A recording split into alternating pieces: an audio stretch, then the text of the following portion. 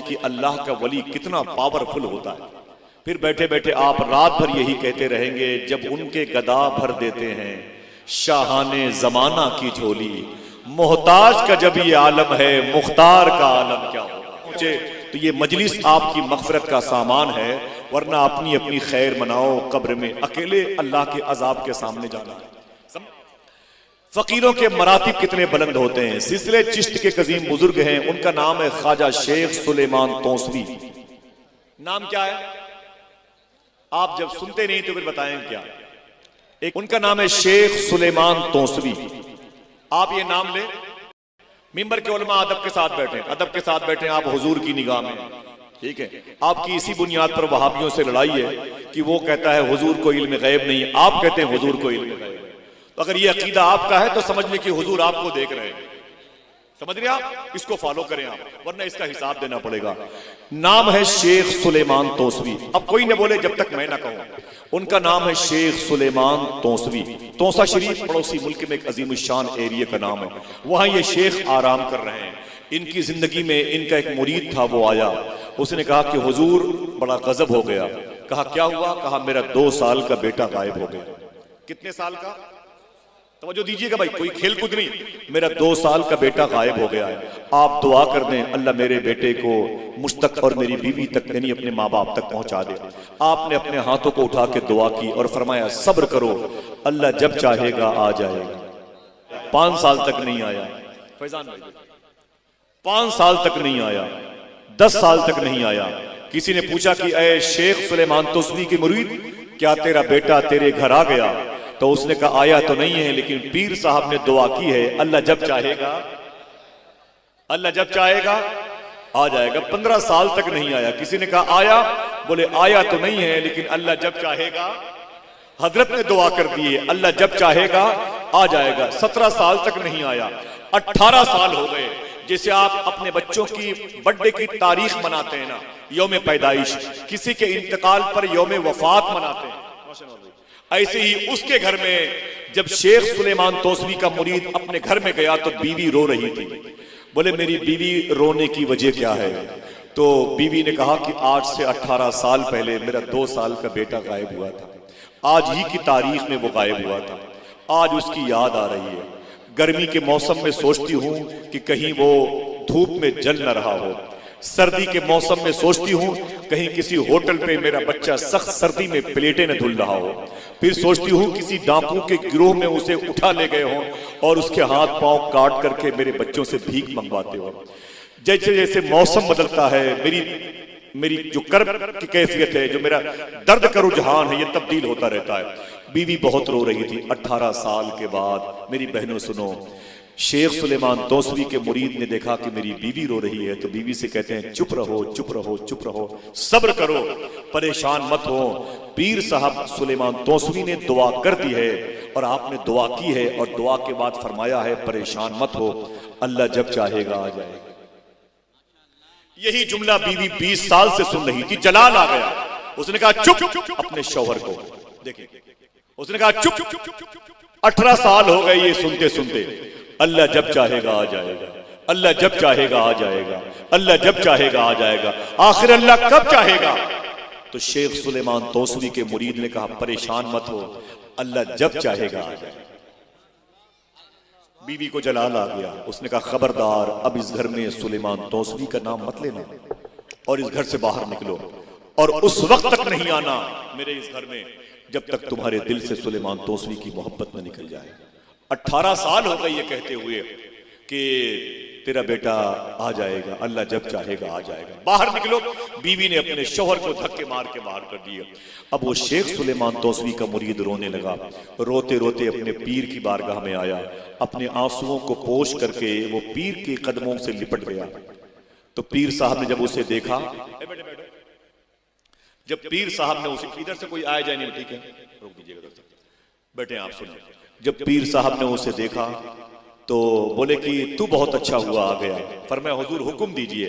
फरमाया कि तू बालों की इस्लाह करता है, यानी वो काम के एतबार से वो नाई थे जो बालों की इस्लाह करते थे, जुल्फों को तराशते थे। तो शेख सुलेमान तौसवी ने फरमाया बहुत अच्छा हुआ तू आ गया, आज मुझे मौला अली की सुन्नत याद आ गई है, मैं अपने सर के बालों को छिलवाना चाहता हूँ, इन पूरे बालों को साफ करवाना चाहता हूँ, पूरे बालों को तरशवाना चाहता हूँ। उसने कहा हुजूर जैसा हुक्म हो। कहा कि अपना सामान लेके आओ। ये अपना सामान लेके आया। शेख सुलेमान तोसवी ने अपना इमामा शरीफ उतारा, अपनी टोपी उतारी, फरमाया सुन, दाहिने तरफ के बालों की तराशने की शुरुआत करना, ये मौला अली की सुन्नत है।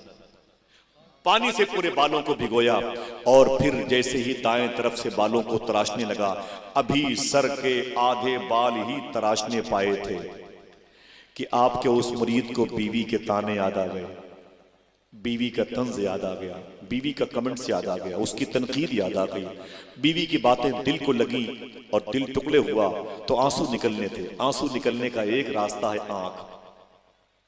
आंख में आंसू आए और वही आंसू पलकों के रास्ते से टप टप पीर साहब के छिले हुए सर की तरफ गिरे।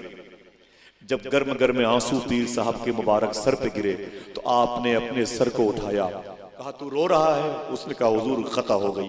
कहा तेरे रोने की वजह क्या है? तो शेख सुलेमान तोसवी के मुरीद ने कहा हुजूर माफी चाहता हूँ, मेरी बीवी मुझसे बहुत नाराज है, घर से बाहर कर दिया है। कहा क्या हुआ? कहा मेरी बीवी ने मुझसे बहुत ज्यादा मुझ पर तनकीद के जुमले कसे हैं और मुझे घर से बाहर कर दिया है। मैंने कहा आप फरमाया क्यों? उसने कहा हुजूर मैं गया तो मेरी बीवी रो रही थी। मैंने कहा रोती क्यों हो? तो वो कहती आज से 18 साल पहले मेरा बेटा गायब हुआ था। तो मैंने कहा सब्र करो, पीर साहब ने कहा है अल्लाह जब चाहेगा आ जाएगा। तो मेरी बीवी ने डांट के कहा न तुझे मानती हूं न तेरे पीर को मानती हूं, जब तक मेरा बेटा नहीं आएगा ना मेरे घर पे सुलेमान तोसवी का नाम मत लेना, बाहर निकलो। हुजूर मेरी बीवी बड़े जलाल में है, बड़े जलाल में है, बड़े जलाल में है। शाह अब्दुल गनी के उर्स में आने वालों दरबार में अपना सर झुका के घर वापस जाना। ये वो लोग हैं जिनकी वजह से हमारे दिलों में हुजूर की मोहब्बत सलामत है। ये वो लोग हैं जिनकी वजह से हमारे घरों में कुरान सलामत है। हम हुजूर की उम्मत में होने का ऐलान कर रहे हैं। दुआ करो इनके दरबार की रूहानियत हमारे दिल को मुसलमान बना दे। सुने आप, इतना सुना तो शेख सुलेमान तोसवी अपनी रौ में आए। देखिए शेख सुलेमान तोसवी का जो गलबा था विलायत का वो जाहिर हो गया। आपने फरमाया कि अभी मेरे सर के कितने बाल तूने साफ किए? बोले हुजूर आधे बाल बाकी हैं, आधे बाल मैंने साफ कर दिए।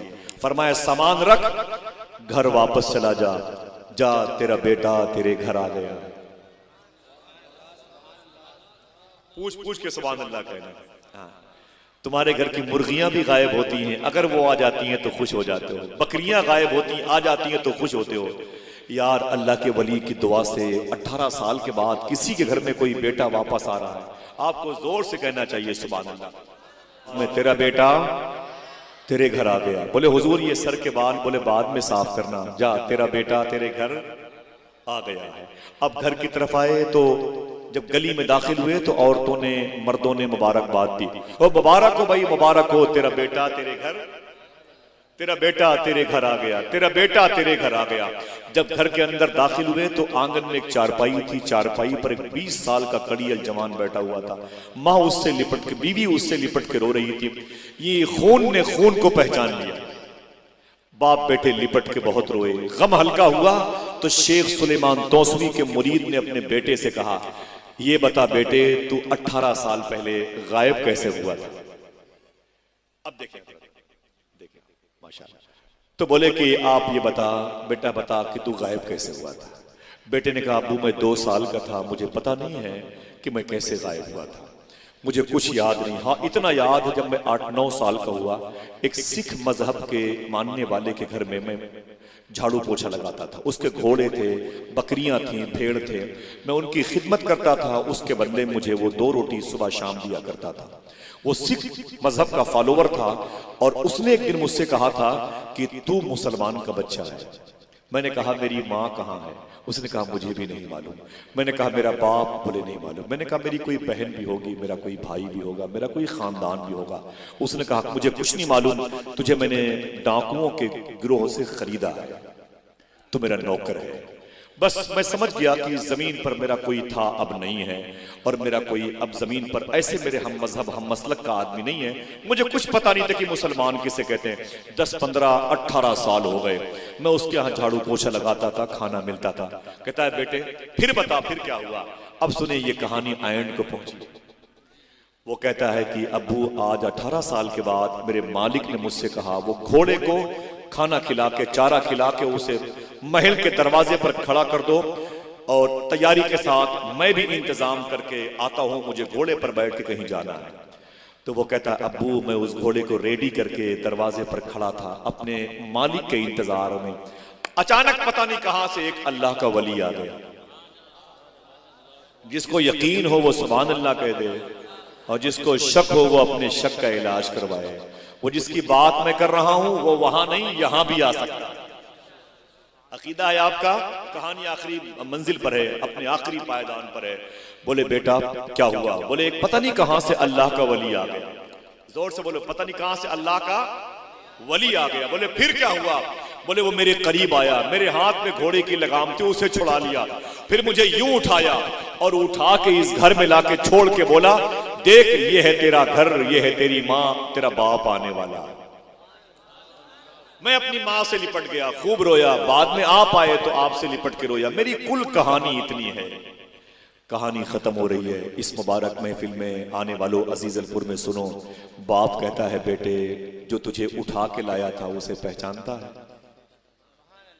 जिसने तुझे वहां से उड़ा के लाया था उस फकीर को पहचानता है?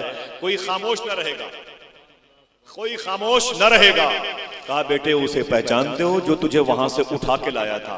बेटा कहता है अब्बू उसका नाम तो नहीं जानता लेकिन उसे भूलूंगा भी नहीं। कहा क्यों? कहा वो हमेशा याद रहेगा। कहा क्यों? कहा उसलिए कि उसके सर के आधे बाल छिले हुए थे, आधे बाल उगे हुए थे।